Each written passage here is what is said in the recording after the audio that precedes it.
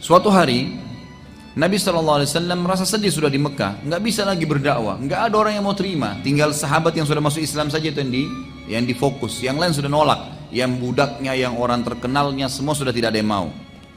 Suatu hari Nabi SAW keluar dari kota Mekah ingin beribadah, karena terganggu di Mekah nggak bisa, boleh keluar. Yang ditemani oleh seorang sahabat yang mulia dan bernama Abdullah bin Mas'ud radhiyallahu anhu, yang terkenal sahabat yang mulia. Berjalan dengan beliau SAW, lalu Nabi SAW pada saat tiba di suatu tempat, beliau SAW berkata kepada Ibnu Mas'ud, tunggulah di sini dan jangan berpindah juga jangan datang kepadaku sampai aku memanggilmu. Lalu Nabi SAW membuat garis dengan tongkat beliau, suruh Abdullah bin Mas'ud jangan lewatin garis ini, tunggu di sini.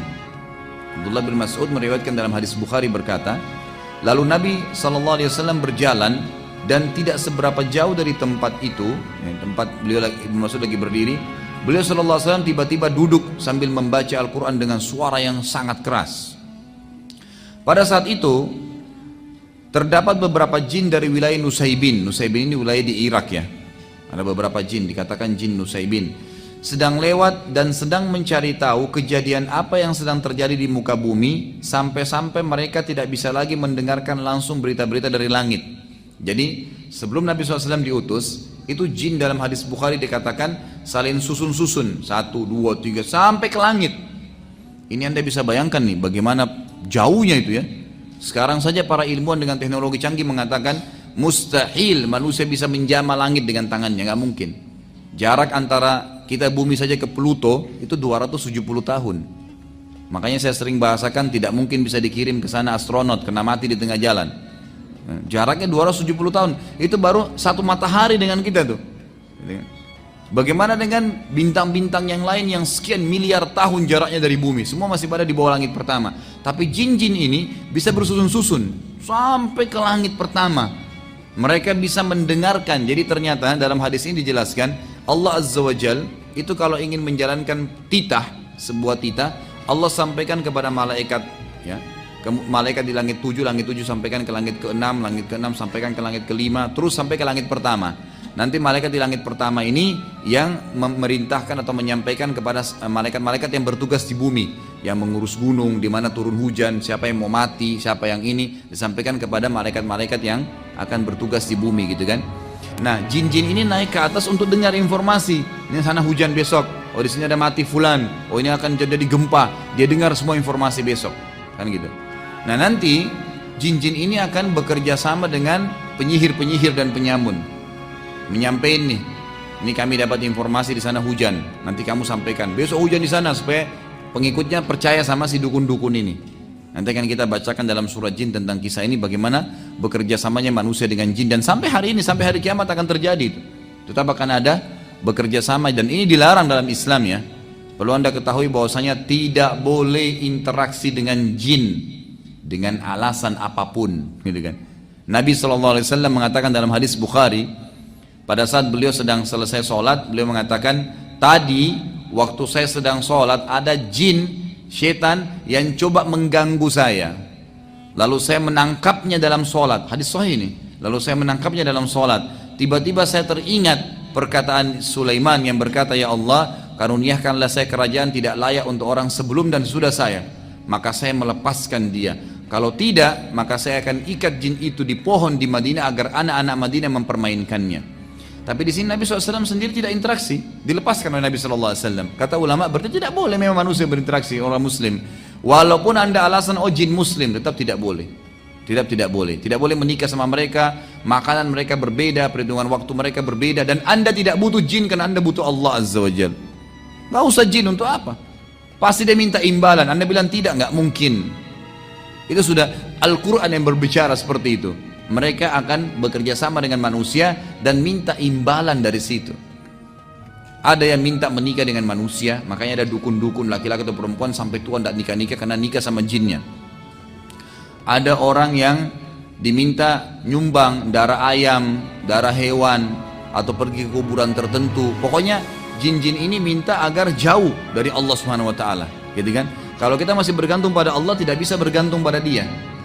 Dan satu-satunya cara untuk membuat orang bisa bergantung adalah memenuhi kebutuhannya manusia.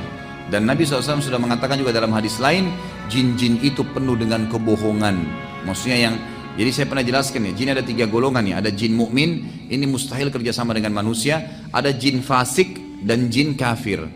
Jin fasik ini adalah jin yang beriman pada Allah seperti kita orang muslim, tapi nggak sholat, masih bermaksiat, itu namanya fasik. Jin fasik sama jin kafir ini namanya syaitan. Jadi tidak semua jin itu syaitan ya, tidak semua jin itu syaitan. Yang beriman dikatakan jin mukmin. Yang kita maksudnya adalah golongan syaitan, jin fasik atau jin kafir. Jadi orang-orang yang mengatakan saya pelihara jin muslim itu jin fasik itu. Karena itu jin fasik dan tetap akan dia minta imbalan. Apapun sifatnya itu, mungkin tidak bisa dirincikan tapi dia akan minta imbalan secara otomatis. Tapi kalau dia pelihara jin kafir, maka lebih parah nanti. Ada yang sampai menghinakan Al-Quran gitu kan. Di Saudi itu ditemukan, di Saudi ada dibentuk tim oleh kerajaan itu khusus tim pemberantas penyihir gitu. Jadi syekh-syekhnya ngumpul semua itu nyari pada penyihir. Waktu terbongkar tuh luar biasa gitu. Ya, kalau jin-jin yang kafir itu mereka menyuruh Al-Quran dihinakan sampai ditemukan tuh Al-Quran pernah ditaruh di kloset kamar mandi. Dikeluarkan oleh tim ini, dicuci, lalu dikasih minyak wangi Quran itu sebagai bentuk ya penghargaan terhadap Al-Quran dan membalas penghinaan mereka kan gitu. Ada di antara perempuan-perempuan yang berinteraksi sama jin kafir ini, kalau mereka supaya suaminya takluk atau tuannya takluk, maka darah haidnya diteteskan di lembaran-lembaran Quran. Itu banyak contoh-contoh dan saya saksikan sendiri itu. Bagaimana cuplikan-cuplikannya itu. Dan cukup banyak yang berhubungan dengan masalah-masalah seperti ini. Dan saya sarankan Anda membeli buku yang kecil, mungkin harga 5.000 atau 7.000 rupiah itu membongkar praktek sihir dan kedukunan. Diterbitkan oleh Pustaka Tazkiyah ya. Mungkin kalau Bapak Ibu yang pernah hadir pengajian saya di Al-Azhar, saya pernah bawain fotokopi buku yang dapat diskon tuh. Di antaranya buku itu, buku kecil sekali tapi itu buku yang sangat bagus. Di dalamnya itu ada gambar-gambar, bentuk-bentuk sihir-sihir yang biasa dipakai oleh penyihir-penyihir dari bentuk benang, tali, apa saja, boneka, macam-macam gitu kan yang mereka lakukan. Intinya adalah kita kembali kepada kisah jin ya. Jin-jin ini mereka selalu naik ke atas mendengarkan apa yang akan terjadi besok untuk bekerja sama dengan penyihir-penyihir dan penyamun yang pada saat itu memang kebanyakan menguasai dunia, gitu kan? Allah ceritakan tentang kisah ini dalam surah Jin urutan 72 ayat 9. A'udzubillahi minasyaitonirrajim wa anna kunna naq'udu minha maq'ida lis-sam' faman yastami'il ana yajid lahu shihabar rasada. Dan sesungguhnya dahulu kami dapat menduduki beberapa tempat di langit untuk mendengarkan berita-berita. Tetapi berita maksudnya apa yang terjadi besok, gitu kan? Tetapi sekarang barang siapa yang mencoba mendengarkannya tentu akan menjumpai panah api yang mengintai atau membakarnya. Dikatakan dalam hadis Bukhari yang lain bahwasanya Nabi SAW bersabda, jin-jin dulu mereka susun untuk mendengar berita dari langit. Setelah aku diutus, kata Nabi SAW, maka jin-jin langit itu dijaga oleh malaikat-malaikat, dijaga oleh malaikat-malaikat. Yang malaikat-malaikat ini memegang bintang-bintang yang dipakai untuk memanah jin-jin itu. Makanya kan fungsi bintang itu kan ada 3 ya, untuk rujuman lisyayatin, memanah setan-setan yang datang mendengarkan berita. Kemudian dalam ayat yang lain di surah Al-Mulk dijelaskan itu zina, perhiasan. Inna zayyana as-samaa'a ad-dunya, gitu kan? Bi zinatil khawaqib. Dan kami hiasi muka bumi, langit bumi ini dengan bintang-bintang, ya. Wa hifdhan min kulli syaitanin, dan untuk menjaga juga dari syaitan-syaitan yang datang, gitu kan? Kemudian fungsi yang ketiga adalah menjadi petunjuk bagi orang di lautan, di mana-mana itu fungsi bintang-bintang. Fungsi bintang-bintang itu yang dijelaskan oleh Allah Subhanahu wa taala. Baik. Saat Nabi sallallahu alaihi wasallam ya sedang membaca Al-Quran tadi, ternyata jin-jin dari Nusaybin ini kan lagi keliling di muka bumi. Mereka sempat bilang dari lanjutan hadis Bukhari tadi, lalu jin-jin ini berkata, pasti ada penyebabnya, kenapa langit sekarang dijaga? Dulu sebelum Nabi Muhammad SAW itu tidak ada. Boleh sama Nabi Musa, Nabi Daud, semua Nabi sebelum Muhammad SAW itu mereka masih bisa dengar. Makanya masih bersaing antara dakwah Nabi dengan para penyihir ini, gitu kan. Setelah Nabi SAW itu tidak bisa lagi, malaikat jaga, mereka dipanahin. Walaupun masih ada yang sempat lolos, tapi sedikit, gitu kan. Itu pun sempat dipanah. Nanti akan dijelaskan juga dalam surah Jin itu bagaimana Allah Subhanahu Wa Taala menjelaskan ada di antara mereka yang sempat lolos mendengarkan sedikit langsung mereka turun lagi. Dan itu pun dipanah oleh para malaikat tadi. Waktu mereka bilang, akhirnya mereka bilang pasti ada sesuatu terjadi di muka bumi, nggak mungkin. Ada penyebabnya nih, kenapa tidak bisa dengar lagi. Maka sekelompok jin Nusaybin keliling di muka bumi ini, pas lewat di Mekah dan melewati tempat Nabi Muhammad SAW lagi baca Quran tadi. Nah ini sebenarnya dengan hikmah Allah SWT, Allah memang yang sengaja mengutus jin-jin ini gitu kan. Saat melewati Nabi SAW, jin-jin Nusaybin ini mereka pun berhenti dan berkumpul untuk mendengarkan apa yang Nabi SAW sedang baca. Ini menandakan jin itu membaca gitu kan. Dan bukan mustahil jin itu juga hadir dalam majelis ilmu. Ya, bukan mustahil sekarang sebelah anda ada jin, tapi nggak usah takut, nggak perlu takut kecuali kepada Allah Subhanahu Wa Taala. Kata Ibnu Mas'ud radhiyallahu anhu yang meriwayatkan hadis ini, aku melihat sekelompok makhluk laki-laki yang kepala mereka seperti kendi-kendi besar. Ibnu Mas'ud sempat lihat gitu kan. Lalu aku pun berdiri karena khawatir akan keadaan Nabi SAW. Lalu Nabi SAW memberikan isyarat agar aku tetap duduk. Nabi tahu Ibnu Mas'ud akan berdiri, Nabi kasih isyarat gitu kan, tidak boleh tetap duduk. Karena banyaknya jin yang datang mendengarkan Al-Quran, sampai kata Ibnu Mas'ud, aku tidak bisa lagi melihat Nabi SAW karena dipenuhi oleh orang-orang ini yang kepalanya seperti kendi-kendi dan mereka tinggi besar gitu kan. Allah Subhanahu Wa Taala menceritakan tentang kejadian tersebut, masih lanjutan surah jin tadi. Jadi kita dibahas banyak surah jin karena memang surah jin menjelaskan tentang masalah itu. Surah Jin urutan 72 ayat 19 menceritakan tentang bagaimana Nabi SAW dikerumuni oleh jin-jin Nusaybin itu. A'udzubillahi minasyaitonir wa annahu lamma qama Abdullahi yad'uhu kadu yakununa alaihi libada. Dan bahwasanya sewaktu hamba Allah Muhammad SAW berdiri hendak menyembahnya dengan membaca Al-Quran, hampir saja jin-jin itu mendesak untuk mengerumuninya. Ini ayat Quran, surah Jin ayat 19. Saat mendengarkan Al-Quran, maka jin-jin tersebut jadi memahami apa saja yang telah terjadi, termasuk penipuan iblis kepada mereka bahwasanya ada sesembahan selain Allah. Jadi kisahnya begini, iblis ini sebenarnya golongan jin.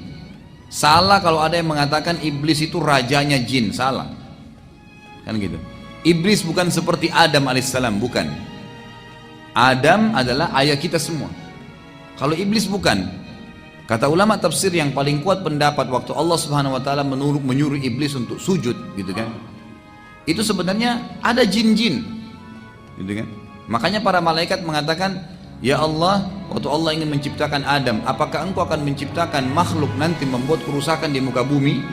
Kata para ulama tafsir, jumhur ulama mengatakan bahkan yang dimaksud adalah apakah nanti seperti jin-jin yang akan buat kerusakan di muka bumi. Jadi sebelum kita sudah ada jin tinggal di bumi ini. Hewan-hewan itu sudah ada, Allah Subhanahu Wa Taala sudah ciptakan. Tumbuh-tumbuhannya sudah ada, manusia datang nyusul setelahnya. Karena awalnya manusia diciptakan oleh Allah Subhanahu Wa Taala itu di surga. Nabi Adam AS di surga, kan gitu. Jadi memang ini bumi berbeda, bukan memang belum kita ada di sini gitu. Tapi jin-jin sudah ada. Makanya Allah Subhanahu Wa Taala mengatakan apa tentang iblis? Kana minal jinni fafasaqa an amri rabbi. Kana minal jin maksudnya iblis itu salah satu dari golongan jin, bukan pimpinannya. Fafasaqa an amri rabbi, tapi dia tidak mau ikuti patuh perintah Tuhannya. Nah, kata sebagian ulama tafsir juga, ternyata waktu Allah Azza wa Jalla menciptakan Adam, yang hadir di situ iblis. Masih ada jin-jin lain yang tidak hadir, gitu kan? Nah, waktu Nabi SAW membaca Al-Quran ini, ternyata iblis ini membuat propaganda di antara jin-jin. Di antaranya, dia mengatakan bahwasanya ada Tuhan selain Allah. Syirik, berbuat syirik, didakwai itu. Dan dia mengajak agar orang-orang bisa atau jin-jin bisa ikut dengan dia. Dan perlu anda tahu, yang menjadi pasukannya iblis sekarang ini, ya, yang paling banyak itu keturunannya dia. Jadi keturunan dia, bukan jin umumnya. Karena jin banyak yang beriman dan tidak mau ikut dengan dia, tidak mau ikut dengan iblis. Nanti akan kita jelaskan dalam surah Jin ayat 1 sampai ayat 18 menceritakan masalah itu. Kita akan baca panjang lebar sebentar gitu kan. Tapi ini membuktikan bahwasanya iblis itu bukan pimpinan, bukan raja jin seperti sering digambarkan gitu kan. Tidak, dia salah satu dari golongan. Dan iblis sangat lemah. Garis bawah ini, iblis sangat lemah. Begitu juga pengikutnya. Makanya Allah mengatakan inna qaida syaitani kana dha'ifa. Golongan syaitan itu sangat lemah, mereka tidak bisa buat apa-apa gitu loh. Lemah, tidak bisa buat apa dengan manusia. Yang bisa cuman bisikin, cuman apa, membuatlah bisikan, ya tiupan sehingga kita mengantuk kalau mau ibadah. Tidak bisa apa-apa. Jin tidak bisa menjelma pegang tangan kita suruh kita berzina, nggak bisa. Dia nggak punya kekuatan untuk itu. Allah SWT sudah batasi, jadi sangat lemah. Allah sudah mengatakan lemah. Kekuatan dia cuma satu, menakut-nakuti manusia. Seakan-akan sudah sesuatu yang menakutkan, tidak. Kalau orang yakin dan faham ini, dia tidak akan takut kecuali kepada Allah Azza wa Jal. Kalau anda lagi jalan sendiri, anda ketakutan itu dari syaitan, permainan iblis dan pengikutnya, gitu kan? Anda harus yakin ada Raqib dan Atid yang sama, dia tidak kelihatan, gitu kan? Yang sedang mendampingi kita. Ada Allah Azza wa Jalla menciptakan semua, sedang mengawasi kita dan tahu. Allah Maha mendengar, Maha mengetahui, dan Allah Subhanahu wa taala jauh lebih kuat daripada semua ini. Itu tidak ada apa-apanya jin itu. Baik, waktu mereka sudah mulai berkumpul di sisi Nabi sallallahu alaihi wasallam, akhirnya mereka jadi faham, jin-jin ini jadi faham, selama ini iblis sudah menipu mereka yang mengatakan ada sesembahan selain Allah. Nanti akan kita baca ayat surah jin, bagaimana jin-jin ini mengatakan wa kana safihuna, dan dulu orang bodoh dari kami, maksudnya iblis. Dia mengatakan Allahi syatata, dia mengatakan bahwasanya Allah itu masih ada sekutunya. Dan jin ini tidak tahu, mereka ikut-ikutan saja. Setelah turun Al-Quran, mereka dengar Al-Quran, baru mereka faham ternyata iblis menipu mereka. Dan dalam hadis lain saya katakan tadi, paling banyak mengikuti iblis adalah anak cucunya. Sebagaimana dalam hadis Bukhari Muslim, bahwasanya Nabi SAW bersabda, iblis memiliki singgasana di atas lautan, dan ia ingin menyaingi Allah, dan tidak akan pernah bisa dia nyaingi Allah, karena Allah singgasananya di atas air, maka dia juga sengaja di lautan, gitu kan. Kemudian tiap hari, tiap saat anak cucunya, kata-kata anak cucu perhatikan ya, melapor perbuatan-perbuatan mereka. Ada yang mengatakan saya baru membuat orang berantem, saya baru membuat orang bohong, saya baru membuat orang riba, mencuri, segala macam-macam. Bagi iblis semua dianggap laporan biasa. Sampai ada anak cucunya yang mengatakan saya baru menceraikan suami istri. Diangkat oleh iblis, didudukkan di sebelah singgasananya, karena dianggap itu prestasi paling tinggi. Makanya anda harus tahu, iblis paling senang perceraian. Jadi jangan pernah cerai. Godaannya apapun, isti'adzah, lawan, perbaikin. Tantangan hidup anda itu, gitu kan? Kenapa harus cerai? Perbaikin. Kalau emang jelas-jelas dia fasik, memang ahli maksiat, tidak bisa dipertahankan, silakan. Kalau memang orang baik, untuk apa dicerai, gitu kan? Dan untuk apa bercerai? Itu syaitan semua. Kadang-kadang masalah kecil mungkin gara-gara air segelas bisa jadi masalah besar dalam rumah tangga. Karena kata para ulama, kalau di luar rumah tangga itu satu syaitan yang goda anda, dalam rumah tangga bisa 1000, gitu kan? Macam-macam bisa dimasalahkan oleh iblis ini. Baik, sekali lagi, jadi iblis bukan rajanya syaitan, bukan rajanya jin, tapi dia pimpinan para syaitan. Betul memang, pimpinan para syaitan. Siapa syaitan? Golongan jin yang fasik dan orang jin yang kafir. Pengikut dia kebanyakan anak cucunya. Ada juga dari golongan jin tapi yang fasik, yang bukan keturunan dia ada. Jadi bukan iblis satu-satunya sumbernya, bukan seperti Adam. Penting ya, kalau manusia dari Adam dan Hawa, tapi jin bukan semua dari iblis. Dalilnya adalah Allah SWT ceritakan dalam surah Jin urutan 72 ayat 1 sampai ayat 18. Teruskan sebelum saya baca ayatnya, dulu waktu saya masih SD, saya masih ingat tuh teman-teman saya di kelas pernah bilang, waktu masih di Makassar dulu, sempat ada yang bilang kalau baca surah Jin itu nanti jinnya hadir, gitu kan. Saya masih ingat tuh, gitu kan. Setelah saya pelajari di Madinah ini dari mana ini, di Karang-Karang, gitu kan. Tidak ada urusannya, tidak ada hubungannya dengan, berarti kalau dianggap di Indonesia itu ada pemahaman gitu, dengan baca surah jin bisa panggil jin. Siapa yang bilang? Kebetulan namanya surah jin, karena menceritakan tentang jin-jin yang mendengarkan dakwah Nabi SAW. Tidak ada hubungannya. Jin biar tidak baca ini tetap ada di sebelah anda, gitu kan? Dia hidup berkisar kita sama, seperti udara yang anda hirup, seperti buah yang anda makan, mereka juga ada hidup tapi berbeda, kan gitu. Makanannya beda, alamnya berbeda, postur tubuhnya berbeda, beda memang, alam lain memang berbeda, nggak boleh diikut-ikutin.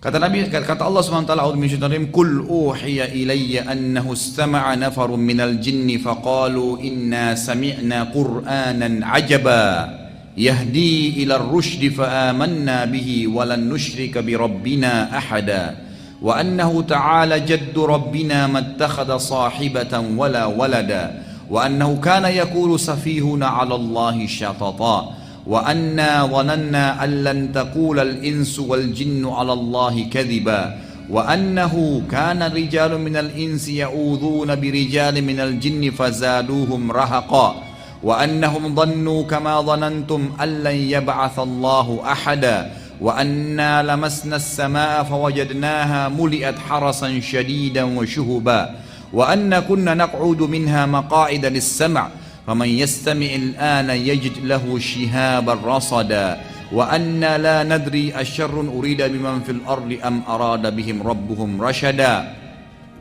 وأن منا الصالحون ومنا دون ذلك كنا طرائق كددا وأنا ظننا أن لن نعجز الله في الأرض ولن نعجزه هربا وأنا لما سمعنا الهدى آمنا به فمن يؤمن بربه فلا يخاف بخسا ولا رهقا وأنا منا المسلمون ومنا القاسطون فمن أسلم فأولئك تحروا رشدا وأما القاسطون فكانوا لجهنم حطبا وأن لو استقاموا على الطريقة لأسقيناهم ماء غدقا لنفتنهم فيه ومن يعرض عن ذكر ربه يسلكه عذابا صعدا وأن المساجد لله فلا تدعوا مع الله أحدا. Ayat pertama, katakanlah wahai Muhammad, telah diwahyukan kepadaku bahwasanya sekelompok jin telah mendengarkan Al-Quran. Lalu mereka berkata, sesungguhnya kami telah mendengarkan Al-Quran yang menakjubkan. Jin kagum sama Al-Quran. Anda nggak perlu jimat-jimat. Jin aja kagum sama Quran, kok Anda kagum dengan jimat? Aneh sekali, gitu kan? Ayat kedua, yang memberi petunjuk pada jalan yang benar. Al-Quran ini luar biasa power, gitu kan? Memberi petunjuk, bisa menyentuh hati orang menangis, bisa menyentuh hati orang jadi takut, bisa menyentuh hati orang jadi senang. Luar biasa Al-Quran itu. Cuman tinggal mau nggak dijadikan sebagai petunjuk. Lalu kami beriman kepadanya. Perhatikan di sini kata ulama tafsir, spontan. Jin punya hitungan waktu yang berbeda, dan mereka khusus untuk mencari hidayah yang berimannya lebih cerdas daripada manusia. Ada banyak istidlalnya berhubungan dengan masalah ini, ada banyak bukti-buktinya. Di antaranya adalah kata Allah SWT tadi, pada saat mereka dengar Al-Quran, itu cuma dibacain beberapa ayat ya, bukan semua Quran, beberapa ayat. Langsung, yang memberi petunjuk pada yang benar, lalu kami beriman kepadanya. Langsung, oh ini sudah benar, nggak mungkin salah. Langsung diikutin, nggak ragu, gitu kan? Dan kata Nabi SAW, waktu Allah Subhanahu Wa Taala menurunkan ayat surah Rahman, "Fabi'ayyi ala'i rabbikuma tukadziban?" Lalu nikmat apa lagi yang kalian mau pungkiri? Maka kata Nabi SAW, golongan dari jin langsung berkata, tidak ada lagi ya Allah yang kami bisa bantah. Dan kalian tidak berbicara itu. Kata Nabi SAW kepada manusia, kalian tidak bicara. Jin langsung spontan takut kepada Allah Azza wa Jal, gitu kan. Lalu dikatakan, dan kami sekali-kali tidak akan menyekutukan seorang pun dengan Tuhan kami. Ayat ketiga, dan bahwasanya maha tinggi kebesaran Tuhan kami. Jin-jin ini memuji Allah Azza wa Jal, mengakui itu. Dia tidak beristri dan tidak pula beranak. Ayat keempat, dan bahwasanya orang yang kurang akalnya dari kami, maksudnya adalah iblis. Jin-jin ini mengatakan, wa kana yaqulu safihuna, dan dulu safihuna itu orang bodoh dari kami. Yaqulu 'alallahi syatata, dia mengatakan tentang Allah perkataan yang melampaui batas, bahwasanya Allah punya istri dan punya anak. Jadi dari ayat ini dibongkar, kata ulama tafsir, keyakinan orang Nasrani sekarang itu murni dari iblis. Bahwasanya ya Allah punya istri dan punya anak. Sebagian sekte Nasrani mengatakan tidak, bukan ayahnya Isa itu ya Allah, tapi tetap dia anak Tuhan. Bagaimana cara memahami ini? Kan tidak mungkin, tidak ketemu, tidak connect gitu. Maka ini kata di sini dibongkar oleh para jin, dulu yang nyebarin berita itu adalah iblis, dan itu orang bodoh dari kami. Jin yang berkata tentang iblis. Anehnya masih ada orang mau ikuti iblis, jin aja tolak dia gitu. Baik, ayat kelima, dan sesungguhnya kami mengira ya, kata jin-jin ini, bahwa manusia dan jin sekali-kali tidak akan mengatakan kepada Allah perkataan yang dusta. Kata ulama tafsir yang dimaksud adalah, jadi jin-jin ini mereka masih polos, mereka nggak tahu. Jadi pada saat iblis mengatakan, Allah itu punya anak, punya istri, gitu kan? Seperti perkataan yang tersebar di Nasrani. Banyak jin-jin tahu, oh ya mungkin karena iblis lebih tahu. Mereka jadi ikut. Maka yang terjadi jin-jin ini mengatakan, dan sungguhnya kami mengira, kami nggak sangka kalau iblis berani bohong dengan Allah, bahwa manusia dan jin sekali-kali tidak akan mengatakan perkataan dusta kepada Allah. Ternyata masih ada yang bohong dusta pada Allah gitu. Ayat ke-6, dan bahwasanya ada beberapa orang laki-laki di antara manusia yang meminta perlindungan kepada beberapa laki-laki dari jin, maka jin-jin itu menambah bagi mereka dosa dan kesalahan. Sebagian sebab turunnya ayat ke-6 dan ayat ke-7 ini, ternyata Bapak Ibu sekalian, orang-orang Arab dulu, tradisinya mereka, tradisi orang-orang kafir Quraisy itu mereka kalau lagi dalam perjalanan, kemudian nginap di sebuah tempat, kalau dulu kan lembah ya, di padang pasir lembah, itu tidak ada angin, tidak ada apa nih, tiba-tiba saja pimpinan mereka setiap kalau singgah di satu tempat keluarin makanannya setengah, lalu dia pergi ke tengah-tengah lembah, dia bilang, wahai penjaga lembah, gitu kan, ini setengah bekal kami, ambillah, jangan ganggu kami. Apa yang terjadi? Maka kata Allah SWT, fazaduhum rahaqa, jin-jin yang ada di situ tambah sombong. Nah ini kesempatan nih, makin disesatin, makin dibuat takut-takut. Makanya saya bilang itu hari, jangan pernah takut kecuali kepada Allah Subhanahu wa ta'ala. Allah pencipta semuanya, gak perlu takut. Manusia sebesar apapun, raksasa depan anda, sekuat apapun dia, kalau dia zalim, dia salah, anda sama Allah, walaupun anda kecil, anda akan dimenangkan oleh Allah Azza wa Jalla. Allah punya cara itu. Makanya Allah SWT buktikan pada saat Daud ya, itu sedang berperang melawan Jalut, mati Jalut besar, berapa kali lipat lebih besar daripada badannya Daud alaihissalam, tapi mati di tangannya Daud alaihissalam. Itu kan Allah SWT buktikan itu. Lalu dikatakan di sini, maka jin-jin itu menambahkan bagi mereka dosa dan kesalahan. Ayat ketujuhnya, dan sesungguhnya mereka jin menyangka sebagaimana persangkaan kalian wahai orang-orang kafir Mekah, bahwasanya Allah tidak akan mengutus lagi seorang rasul. Ayat ke-8, dan sesungguhnya kami mencoba mengetahui rahasia langit. Ini yang saya katakan tadi, susun-susun tuh, mau dengar gitu kan. Maka kami mendapatinya penuh dengan penjagaan yang kuat dan panah-panah api. 9, dan sesungguhnya dahulu kami dapat menduduki beberapa tempat di langit untuk mendengarkan berita-beritanya. Tetapi sekarang barang sampai mencoba mendengarkannya, tentu akan menjumpai panah api yang mengintai dan membakarnya. Ayat ke-10, dan sesungguhnya kami tidak mengetahui dengan adanya penjagaan itu, apakah keburukan yang dikehendaki oleh Allah di bumi, atau memang Allah menginginkan bagi mereka kebaikan. Jadi sudah nggak ada lagi informasi, sudah nggak bisa tahu, tinggal sesuai dengan takdirnya Allah. Sampai sebagian ulama mengatakan termasuk malaikat-malaikat ada yang di langit itu nggak tahu lusa terjadi apa. Allah instruksikan per hari, mereka tidak tahu sama sekali. Apalagi ada manusia yang mengaku tahu gaib, itu luar biasa. Dan ulama sudah sepakat mengatakan semua orang yang kerja sama jin itu bisa satu benar, 1000 salah. Kadang-kadang begitu, seperti orang main judi kan, satu kali dapat, biarpun 1000 kali dia kalah, tetap dia ingat yang satu itu. Syaitan hiasi, yang dia dapat untung 10 juta, dia lupa yang dia keluarin 1 miliar gitu kan. Syaitan hiasi itu, kebodohan gitu kan. Sekali dia sholat tahajud pernah, lalu dia pegang terus, dia lupa 1 tahun sudah nggak sholat tahajud, bangga dengan itu. Ya kadang-kadang godaan syaitan begitu ya. Saya kadang-kadang temuin di pengajian, saya sampaikan, jangan sampai kalau mau iman kita bertambah itu nyari orang yang lebih buruk. Misal contoh, kenapa anda nggak sholat? Saya masih mending Ustaz, karena saya masih sholat asar. Ada teman saya nggak sholat sama sekali. Patokannya orang yang lebih buruk. Jadi akhirnya dia merasa dirinya lebih baik. Itu syaitan hiasi itu. Mestinya kan, oh iya saya belum sholat, saya masih baru asar. Mestinya saya seperti teman saya yang 5 waktu sholat. Ya mestinya gitu. Syaitan buat kita bangga dengan amal kita itu.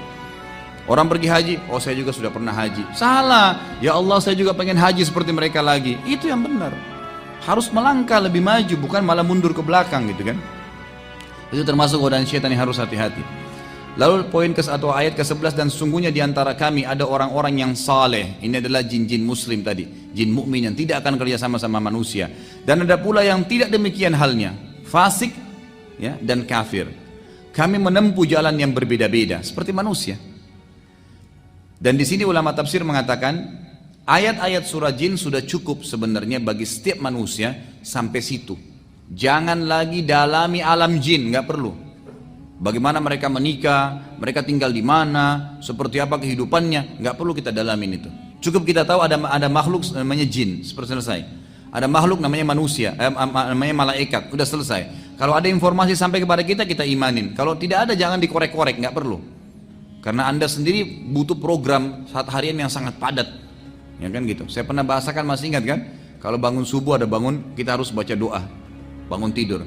Kemudian sholat fajr, sunatul fajr, 2 rakaat sebelum subuh. Sholat subuh lagi. Ini antara azan dan iqamah ya. Kemudian sholat subuhnya. Habis sholat subuh tidak ada ba'diyah tapi ada zikir pagi. Istirahat sebentar, duha. Sebentar lagi istirahat, duhur. Qabliyah duhur, duhurnya ba'diyah duhur. Istirahat sebentar, asar. Qabliyah asar, asar dengan zikir sore, tidak ada ba'diyah asar. Sebentar istirahat, maghrib. Qabliyah maghrib, maghribnya ba'diyah maghrib. Istirahat sebentar, isya. Qabliyah isya, isya ba'diyah isya. Sebentar istirahat, tahajud dan sholat witir. Ada waktu main-main nggak? Udah nggak ada. Sekali kita lalai itu bablas hilang tuh. Kan gitu. Anda kalau tadi malam nggak sholat tahajud, biar nangis darah nggak bakal kembali. Kan gitu. Nggak mungkin bisa terulang gitu. Makanya syaitan mau keluarin kita dari program, nggak bisa. Saya sendiri sudah repot gitu kan. Anda coba yang perhatikan yang sudah biasa jaga zikir pagi sore. Pernah nggak rutin nggak pernah ketinggalan? Nggak bisa. Kita masih kadang-kadang lewat kebablasan. Syaitan bisikin tuh sebentar di jalanan bisa, sebentar di sini bisa, supaya kita lalai gitu kan. Tinggalin. Apalagi yang tidak pernah zikir sama sekali. Itu bagaimana caranya? Program Anda sudah padat dari Allah. Jangan sibukkan diri lagi dengan alam jin dan alam-alam yang lain, gitu kan? Udah selesai. Kita akan dihisab oleh Allah. Nomor 12 ayat 12, dan sesungguhnya kami mengetahui bahwasanya kami sekali-kali tidak dapat melepaskan diri dari kekuasaan Allah. Perhatikan, ayat ini luar biasa. Para jin berkata, dan sesungguhnya kami mengetahui bahwasanya kami sekali-kali tidak akan dapat melepaskan diri dari kekuasaan Allah di bumi, di muka bumi, dan kami tidak bisa lari darinya. Hanya dengan bacain ayat Quran, jinnya bisa mati tuh kalau lagi di ruqyah. Kepanasan teriak-teriak jinnya, gitu kan? Saya berapa kali ruqyah orang teriak-teriak, padahal yang kita baca cuma ayat gitu. Kita nggak tahu bagaimana Allah Azza wa Jalla membakar dia. Sampai ulama sepakat mengatakan kalau dibacain terus ayat bisa mati dia kebakaran, kepanasan. Makanya dia kesakitan gitu kan. Itu kuasa Allah Subhanahu wa taala. Jadi minta kepada Allah bukan kepada jin. Allah yang Maha Kuasa. Ayat 13, dan sungguhnya kami tak kala mendengar petunjuk Al-Qur'an, kami beriman kepadanya spontan. Barang siapa beriman kepada Tuhannya, maka ia tidak akan takut akan pengurangan pahala dan tidak takut pula akan penambahan dosa juga kesalahan. Ayat 14, dan sungguhnya di antara kami ada orang-orang yang taat dan ada orang-orang pula yang menyimpang dari kebenaran. Barang siapa yang taat, maka sungguhnya mereka itu telah memilih jalan yang lurus. Ayat 15, adapun orang-orang yang menyimpang dari kebenaran, maka mereka menjadi kayu bakarnya neraka jahanam. Wa na'udzubillah. Ayat ke-16, dan bahwasanya bila mereka berada pada jalan yang lurus tersebut, agama Islam, mentaati apa yang diajarkan Nabi SAW, benar-benar kata Allah, kami akan memberi mereka air minum yang segar dan rezeki yang banyak. Kata di sini air minum yang segar, kata para ulama tafsir, di dunia dan di akhirat akan minum dari sungai yang ada di surga. Ayat 17, dan kami coba mereka pada jalan yang lurus tadi. Akan ada cobaan-cobaan yang datang untuk meningkatkan kualitas iman kita, gitu kan? Karena cobaan kalau datang akan Allah menyuruh, kalau Allah sedang menguji Anda pada satu cobaan, berarti Allah mau Anda dobrak, keluar, cari jalan keluar dari masalah itu. Jangan malah bilang, ya Allah, Allah uji saya diam aja di rumah. Enggak. Tiba-tiba ban motornya pecah, tantangan tuh. Apa yang saya harus kerjain? Cari tambalan ban. Alhamdulillah, mungkin Allah memang ingin mengampuni dosa saya dengan ini. Mungkin sudah ajalnya ban saya, sudah, gitu kan? Jadi nggak ada masalah, karena saya sudah katakan tuh hari semua punya ajal, semua punya batas waktu, bukan cuma kita mati, ya. Baju, piring yang pecah, apa saja, semua itu punya ajal. Sebagaimana sabda Nabi SAW pada saat seorang pembantu sahabat memecahkan piring, lalu dia marah-marah, kata Nabi SAW, jangan kamu marah dengan pembantumu karena piring itu punya ajal sebagaimana kalian punya ajal. Kalau nggak pecah di tanganmu akan pecah, kalau nggak pecah di tangannya akan pecah di tanganmu. Selesai. Maka harus ditahu itu, semua ada batas-batasnya. Kemudian ayat 17-nya, dan kami coba mereka pada jalan yang lurus tadi, akan diuji oleh Allah SWT. Dan barang siapa yang berpaling dari Tuhannya pada saat cobaan sedang datang, malah dia tidak kembali kepada Allah SWT, niscaya akan kami masukkan ke dalam azab yang berat. Karena sungguhnya cobaan itu untuk membuat kita lebih dekat kepada Allah SWT. Ayat ke-18 yang terakhir, dan sesungguhnya masjid-masjid itu kepunyaan Allah, maka janganlah kalian menyembah selain Allah di dalamnya. Tidak boleh ada kuburan, tidak boleh ada macam-macam. Setelah kejadian tersebut, maka jin beriman. Jin dari Nusaybin spontan beriman pada Nabi SAW. Dan anehnya yang terjadi, perhatikannya, ini langkah yang luar biasa dari para jin, kadang-kadang mendahului manusia dari poin ini. Mereka pulang lalu mendakwai kaumnya, langsung menjadi dai, dakwai apa yang mereka sudah dapatkan. Dan Allah SWT menceritakan itu dalam surah Al-Ahqaq urutan 46 ayat 29 sampai ayat 31. Al-Ahqaq 46 urutannya ayat 29 sampai ayat 31. A'udzubillahi minasyaitonir rajim. Wa idz sarafna ilaika nafaran minal jinni yastami'una al-Qur'ana falamma hadaruhu qalu ansitu. Falamma qudiya wallaw ila qaumihim munzirin. Qalu ya qaumana inna sami'na kitaban unzila min ba'di Musa musaddiqan lima baina yadayhi yahdi ilal haqq wa ila tariqin mustaqim. Ya qaumana ajibu da'iya Allah wa aminu bihi yaghfir lakum min dhunubikum wa yujirkum min adzabin alim. Ini salah satu ayat yang dibaca kalau sedang ruqyah. Ini salah satu ayat-ayat ruqyah yang dibaca untuk mengusir jin atau sihir. Ayat ini kata Allah SWT dalam Al-Ahqaq ya, ayat 29, dan ingatlah ketika kami hadapkan serombongan jin kepadamu wahai Muhammad yang mendengarkan Al-Quran. Allah lah yang membuat mereka datang. Dan tak kala mereka menghadiri pembacaan Al-Quran itu, mereka berkata, dengarlah dengan penuh perhatian. Semua disuruh dengar, mereka sepakat itu. Setelah mendengar bacaan hai Muhammad, mereka pun kembali ke kaumnya untuk memberikan peringatan, langsung berdakwah, menyampaikan itu. Ayat ke-30 mereka berkata, hai kaum kami, sesungguhnya kami telah mendengarkan kitab Al-Quran yang diturunkan setelah Musa, yang membenarkan kitab-kitab sebelumnya dan menuntun ke kebenaran dan jalan yang lurus. Ayat 31, hai kaum kami, terimalah seruhan orang yang menyeru kepada Allah dan berimanlah kepadanya. Seruhan siapa? Nabi Muhammad sallallahu alaihi wasallam.